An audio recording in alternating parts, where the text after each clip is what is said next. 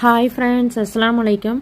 இன்றைக்கி நம்ம ஐஸ்கிரீம் எப்படி செய்கிறதுங்கிறத பார்க்கலாம். இதற்கு நான் 1 லிட்ரு பால் எடுத்துருக்கிறேன்.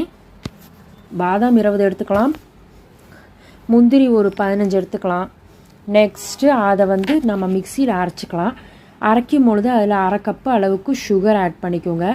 இதை முதல்ல நம்ம அரைச்சிட்டு வந்துடலாம். அதுக்கு அடுத்தது 1/4 கப்பு அளவுக்கு பால் பவுட்ரு எடுத்து அதையும் போட்டு அதில் நல்லா நம்ம அரைச்சிக்கலாம்.